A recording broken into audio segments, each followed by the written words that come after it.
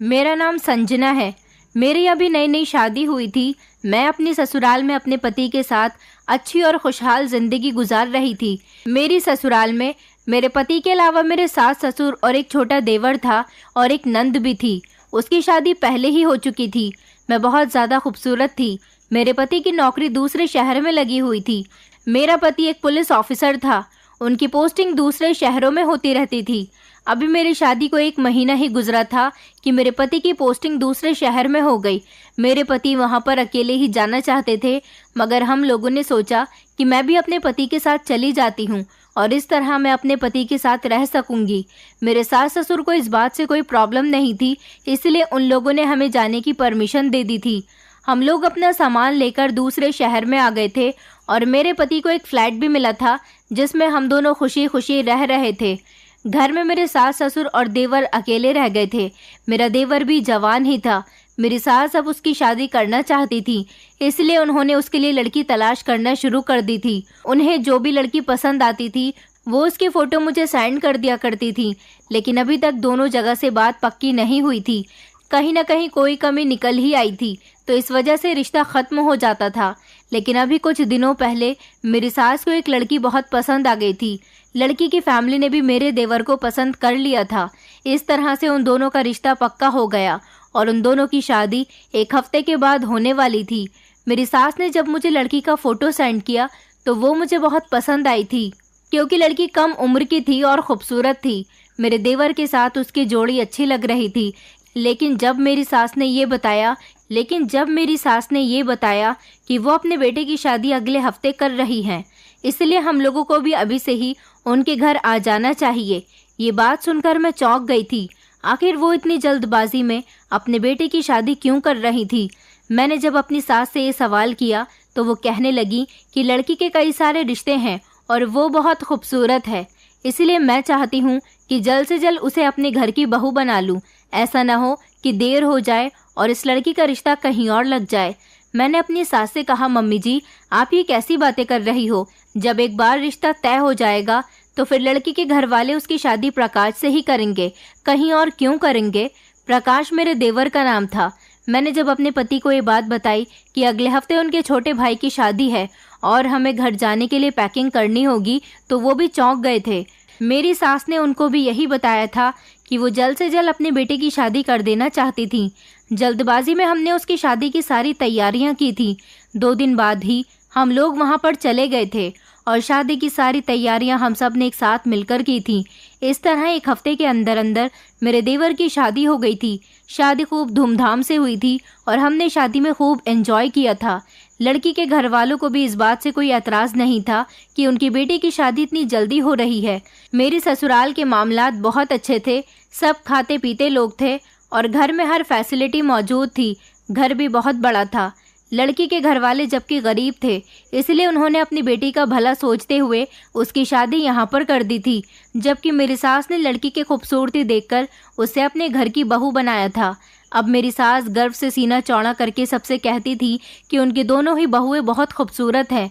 मेरी देवरानी बिहेवियर की बहुत अच्छी थी।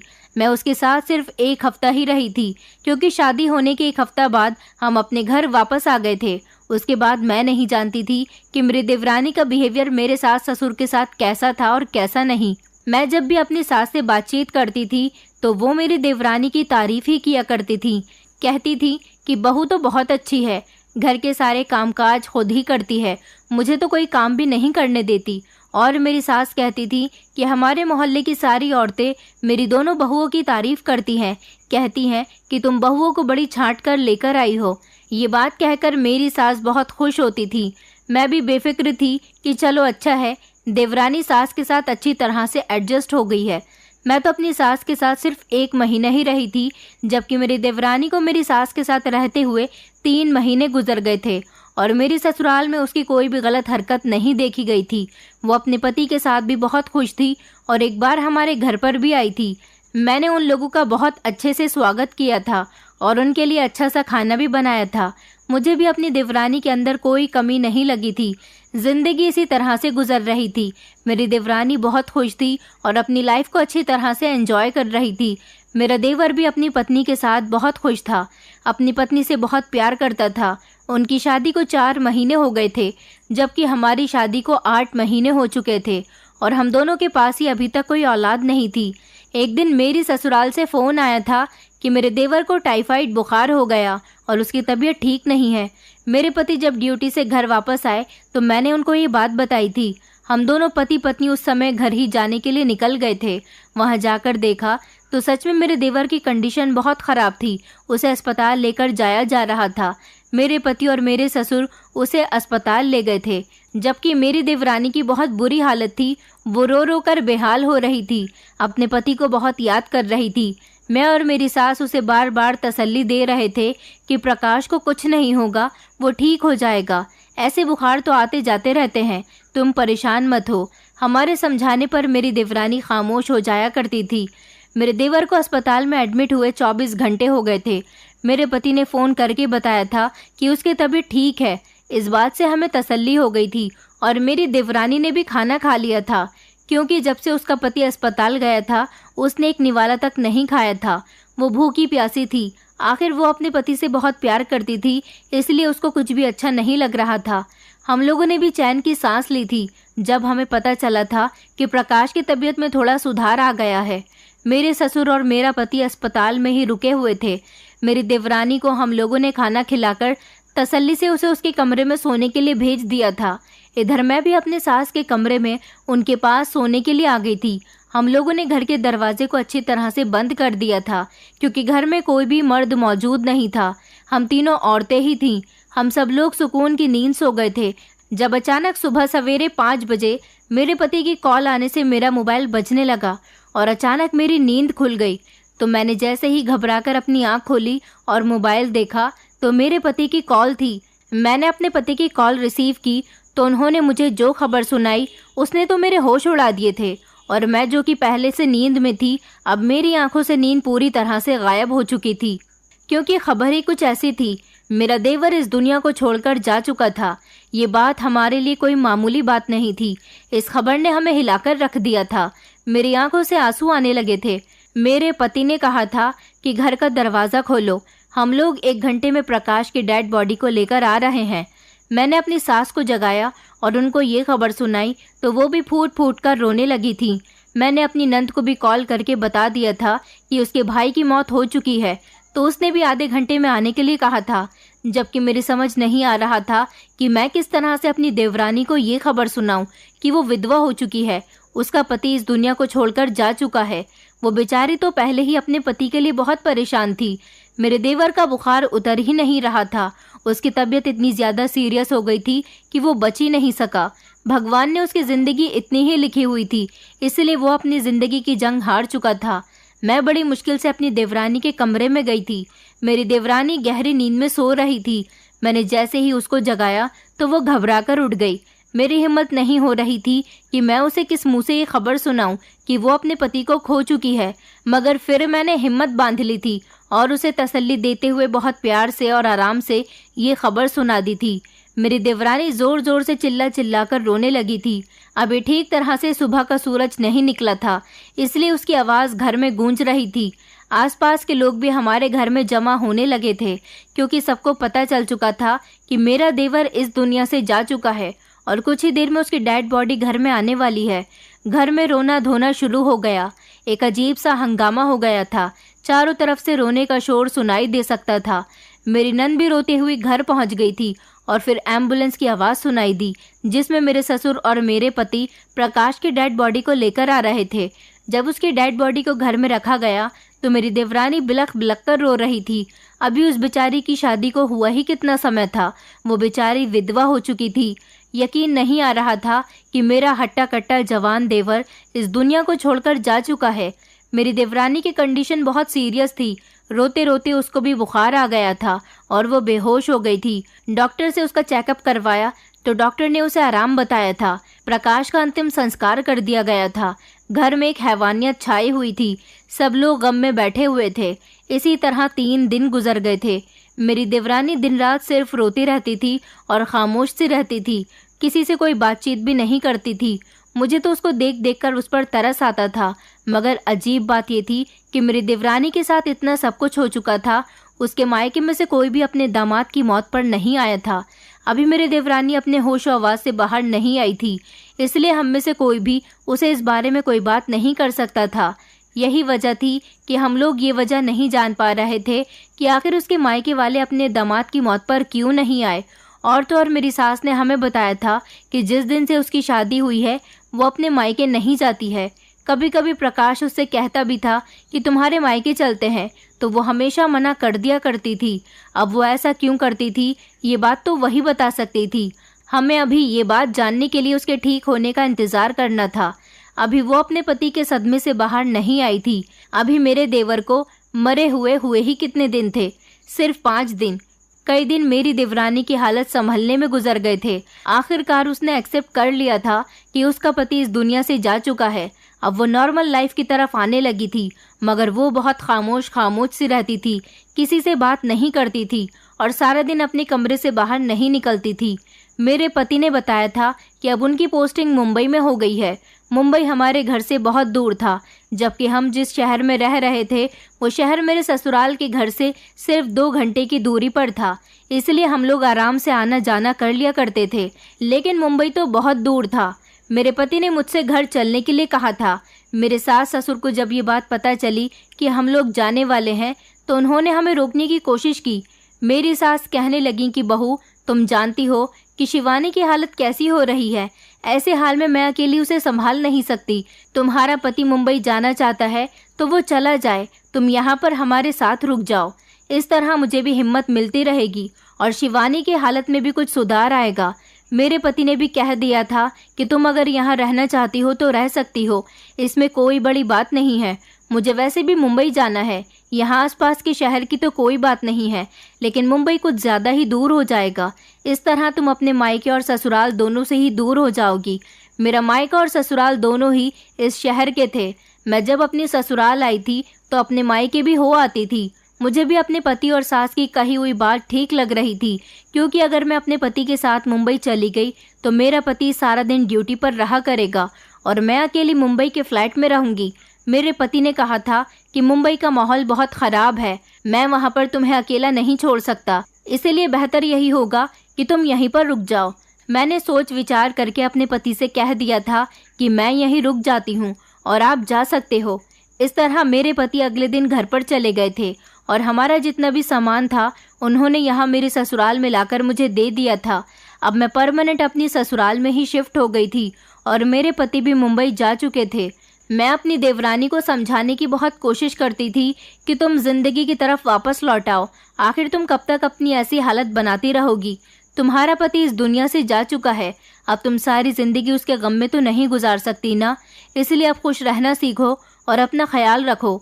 देखो, मैं भी यहाँ तुम्हारे लिए ही रुकी हूँ ताकि तुम्हें यहाँ अकेलापन महसूस न हो सके। तुम्हारे भैया भी मुंबई शिफ्ट हो गए हैं।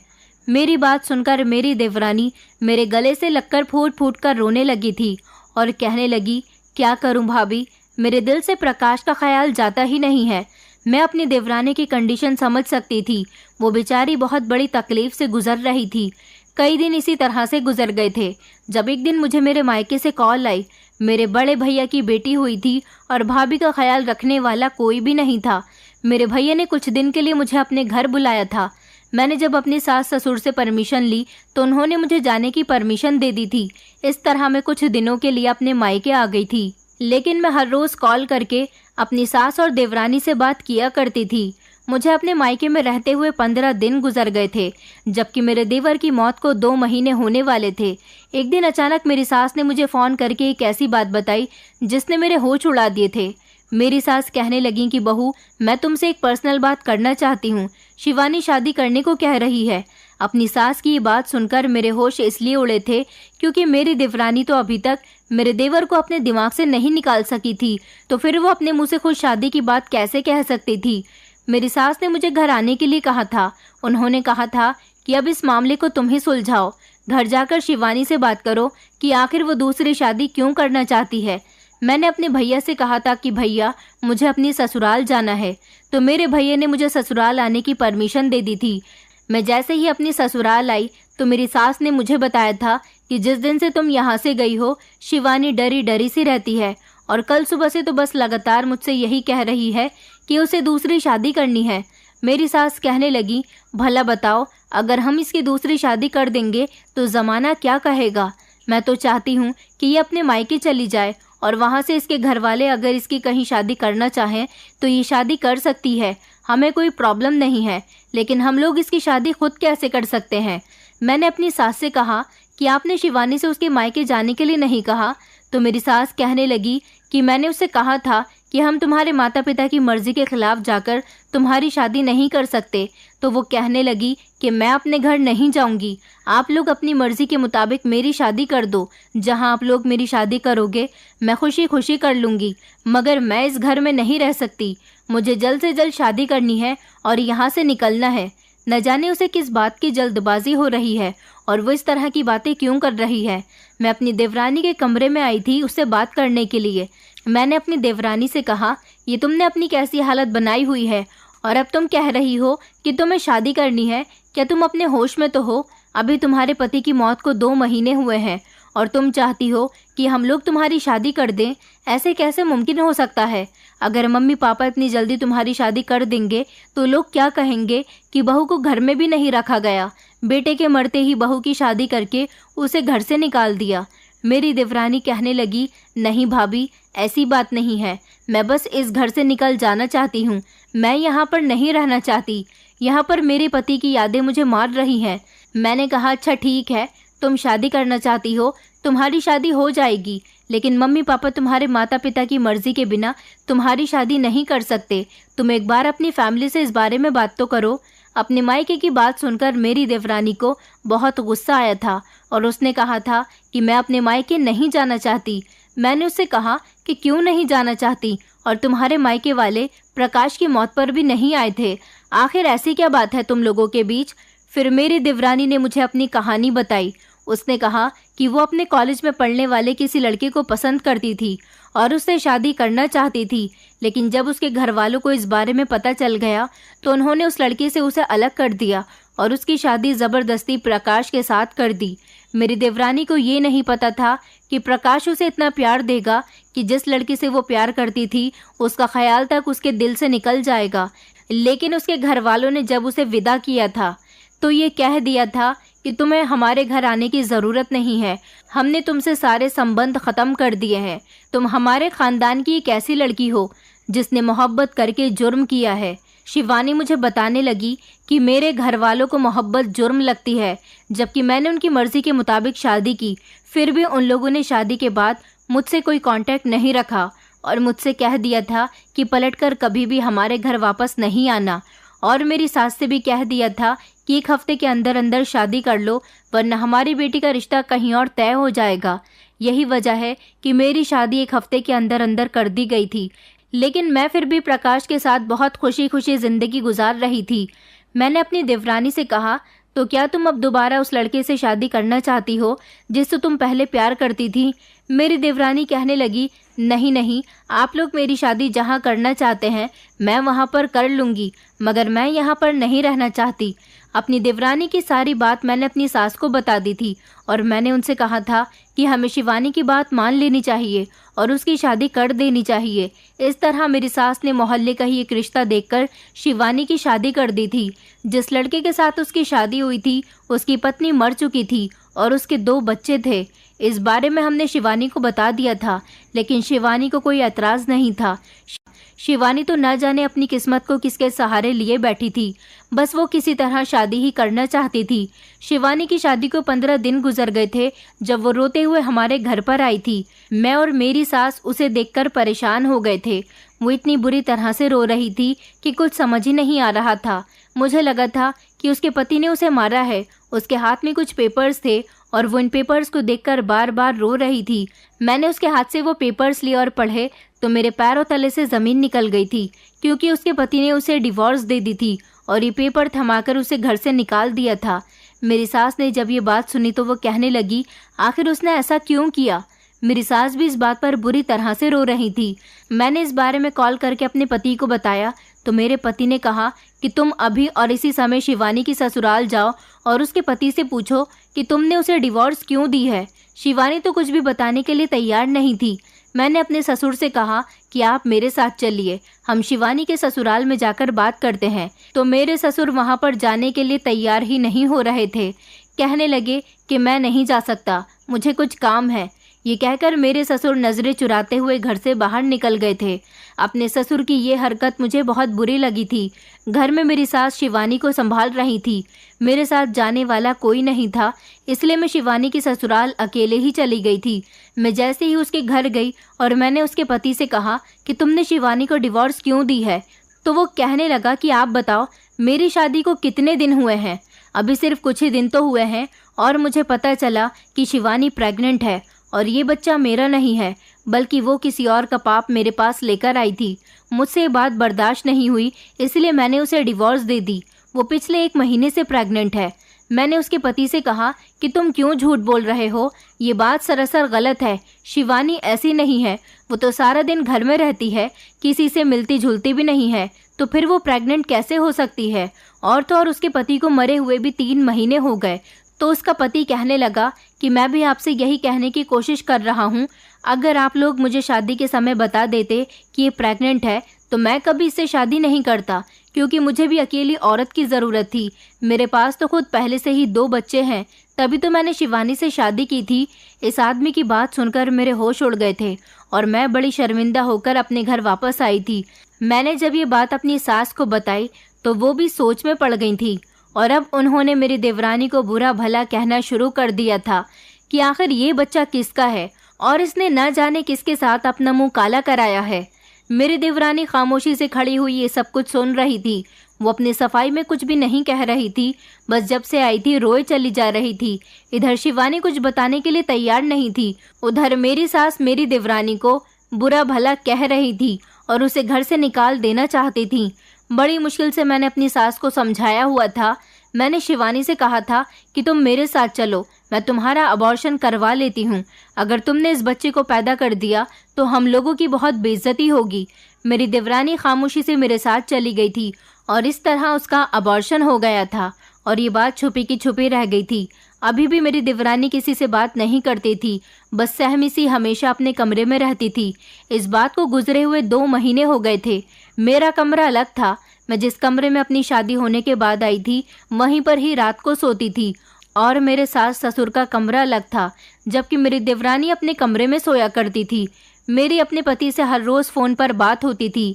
मेरे पति ने कहा था कि शिवानी से पूछने की कोशिश करो कि आखिर वो बच्चा किसका था, मगर मैं अपनी देवरानी को तकलीफ नहीं देना चाहती थी, क्योंकि मैं देख रही थी कि वो धीरे धीरे डिप्रेशन का शिकार हो रही थी।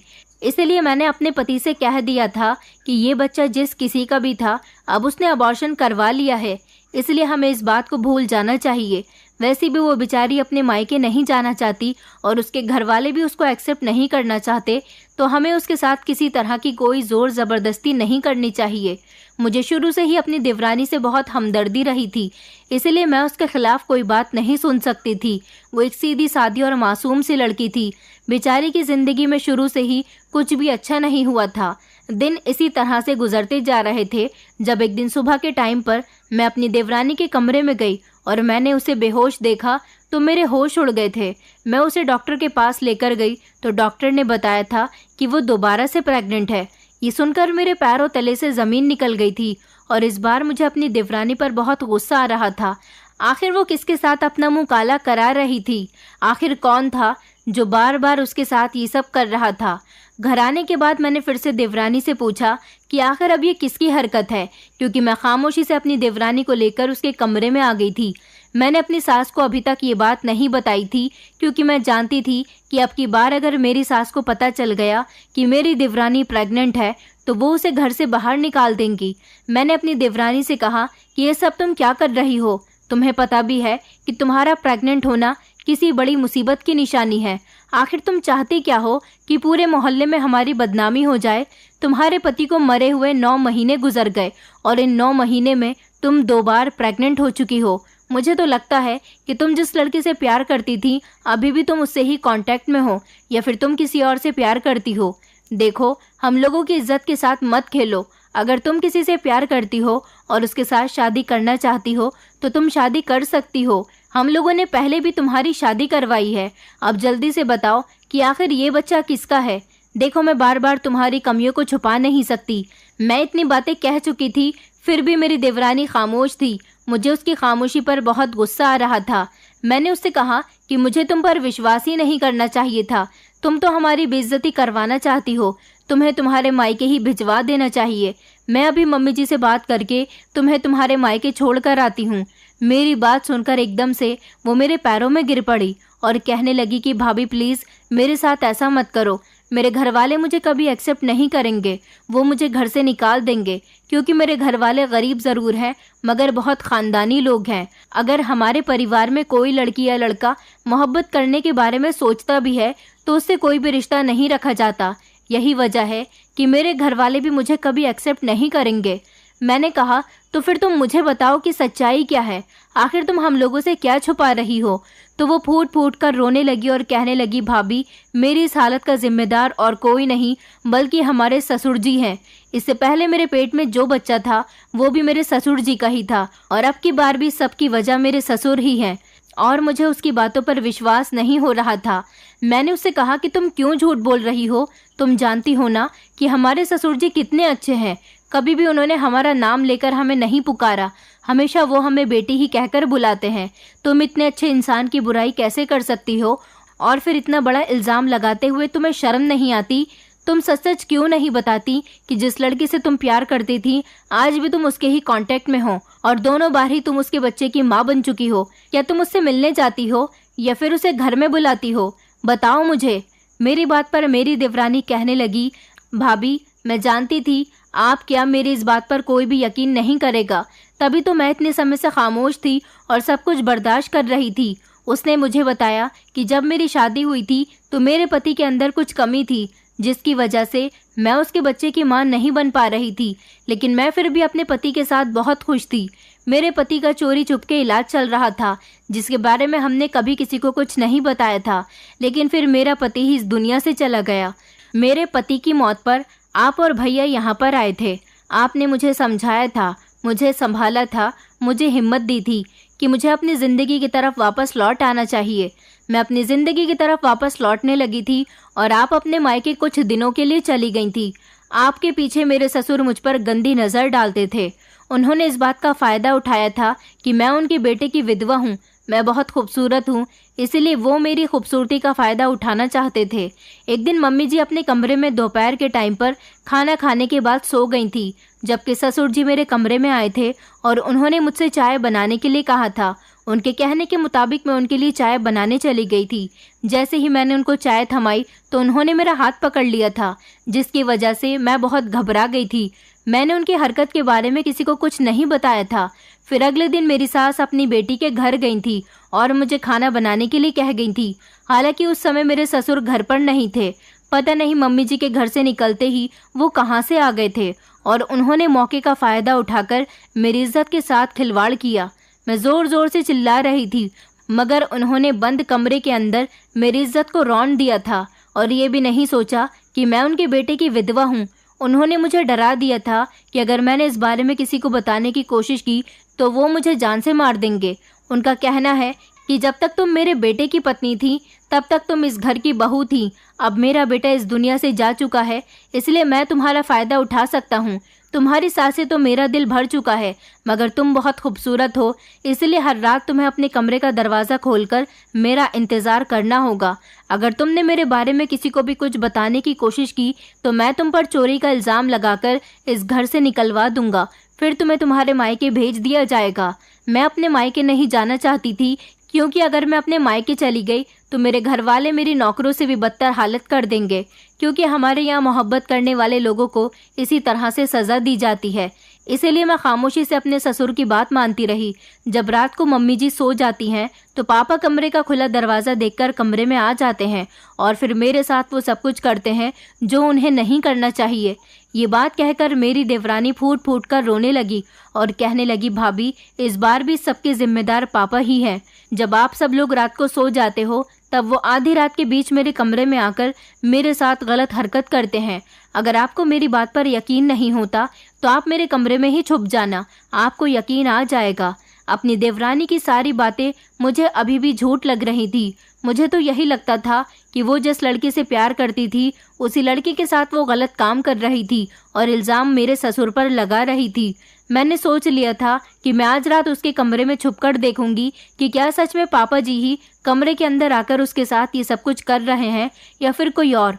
अगर मेरी देवरानी गलत साबित हुई तो मैंने ठान लिया था कि मैं इसे इस घर से निकलवा कर ही रहूंगी। मैं अपनी देवरानी की बात पर खामोश हो गई थी और अपने कमरे में आ गई थी। ये सब सोच सोच कर मेरा दिमाग दर्द कर रहा था।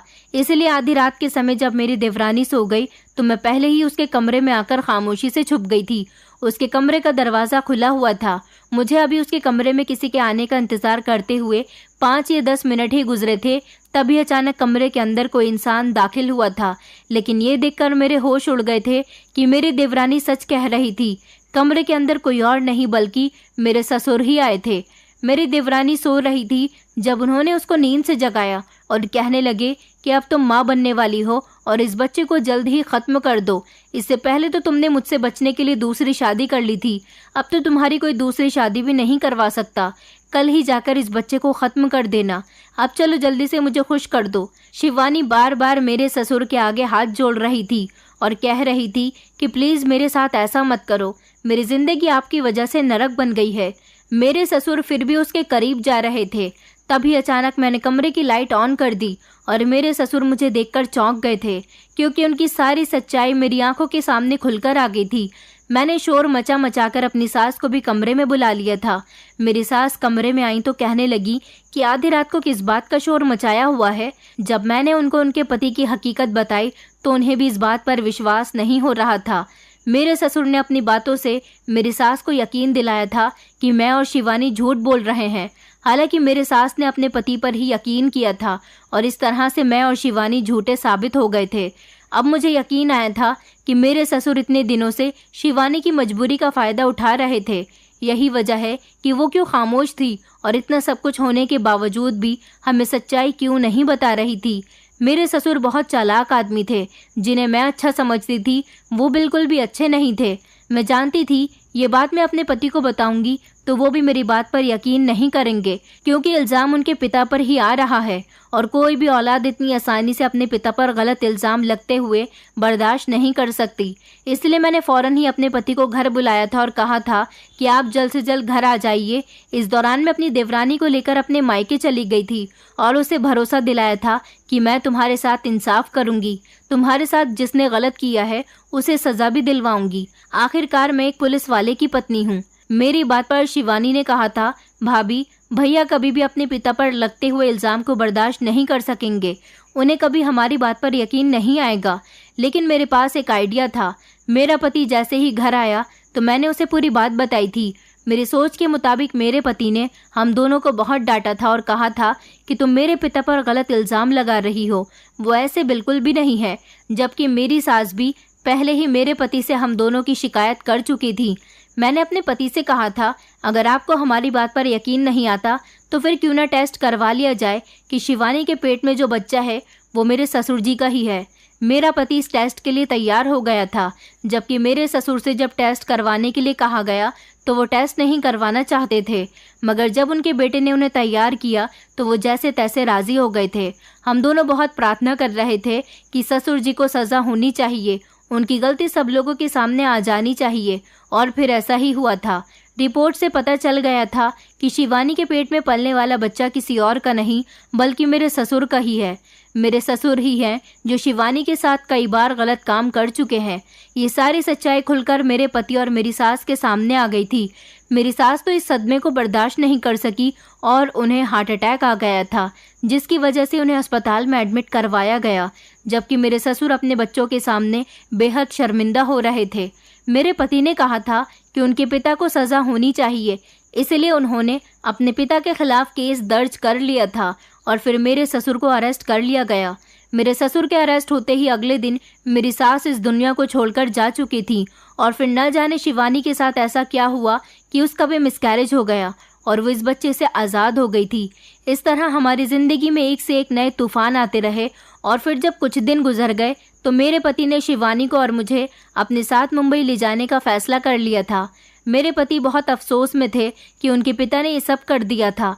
मेरे पति एक सच्चे और ईमानदार पुलिस ऑफिसर थे, इसलिए उन्होंने अपने पिता को कड़ी से कड़ी सज़ा दिलवाने में कोई कमी नहीं छोड़ी थी।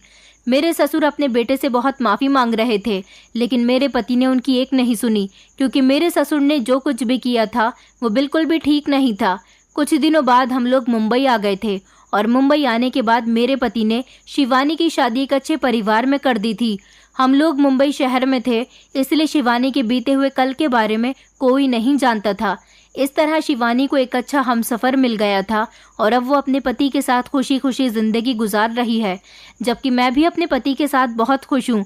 लेकिन मुझे आज भी अफसोस होता है कि मेरे ससुर ने अपनी बेटी जैसी बहू के साथ इतना गलत किया कि उनको सज़ा हो गई और ये सदमा उनकी पत्नी बर्दाश्त न कर सकी। इस तरह हमारा पूरा परिवार बिखर कर रह गया। शिवानी के ससुराल वालों को मैंने यही बताया है कि वो मेरी बहन है। अगर उन लोगों को हमने ये बता दिया कि वो मेरी देवरानी है तो वो लोग उसकी कहानी जानना चाहेंगे, लेकिन हम ऐसा नहीं चाहते। हम चाहते हैं कि शिवानी के साथ पहले जो हो चुका है उसकी वजह से उसकी नई ज़िंदगी पर कोई असर न पड़े। सबसे ज़्यादा अफसोस मुझे शिवानी के माता पिता पर होता है, जिन्होंने अपनी बेटी की शादी करने के बाद कभी उसकी तरफ पलटकर नहीं देखा। आखिर ये कैसे लोग थे जो मोहब्बत करने की अपनी बेटी को इतनी बड़ी सज़ा दे रहे थे। उस बेचारी ने अपनी ज़िंदगी में इतनी तकलीफ़ें सही थी, मगर फिर भी उसके माता पिता को अपनी बेटी की किसी तकलीफ़ का अंदाज़ा नहीं हुआ और उसे इस भरी दुनिया में अकेला छोड़ दिया। ये तो अच्छा है कि मुझे हमेशा से ही शिवानी की तरफ से हमदर्दी रही थी, इसलिए मैं उसका हमेशा साथ देती रही। अगर मैं भी उसकी बात पर यकीन नहीं करती तो शायद वो बेचारी मेरे ससुर की शिकार बनती रहती। मैं चाहती हूँ कि आप लोग भी मेरी तरह हिम्मत जताकर ऐसे लोगों की मदद करें जो लोग बेबस हो जाते हैं और अपनी बेबसी की वजह से सब कुछ बर्दाश्त करते रहते हैं। आप लोग भी लोगों की मदद करना सीखिए। जो लोग इंसाफ चाहते हैं उन्हें इंसाफ दिलाइए, ताकि आने वाली ज़िंदगी में आपके साथ अगर कुछ गलत हो तो भगवान आपके लिए भी रास्ता आसान कर दे और आप अपनी ज़िंदगी आसानी से गुजार सकें। इस बात को अब 7 साल गुजर चुके हैं। मेरे पास भी एक 5 साल का बेटा है और मैं अपनी ज़िंदगी में बहुत खुश हूँ, जबकि शिवानी के 2 बार मिसकैरेज हो जाने की वजह से उसके पास अभी तक कोई बच्चा नहीं है और उसने अभी हाल फिलहाल में अपने पति को अपनी पूरी कहानी बता दी। इस दुनिया में अगर कुछ बुरे लोग भी हैं तो कुछ अच्छे लोग भी हैं। शिवानी का पति बहुत अच्छा है। उसने उसकी सारी बात को इग्नोर करते हुए शिवानी को अपनी ज़िंदगी में शामिल किया हुआ है और उसे उसके बीते हुए कल से कोई मतलब नहीं है और वो दोनों खुशी खुशी ज़िंदगी गुजार रहे हैं। दोस्तों, उम्मीद करती हूँ आपको हमारी कहानी पसंद आई होगी। कहानी पसंद आई है तो वीडियो को लाइक करें, चैनल पर नए हैं तो चैनल को सब्सक्राइब करें और हाँ, नोटिफिकेशन बेल को ज़रूर दबाएं ताकि अगली अपडेट सबसे पहले आपको मिले।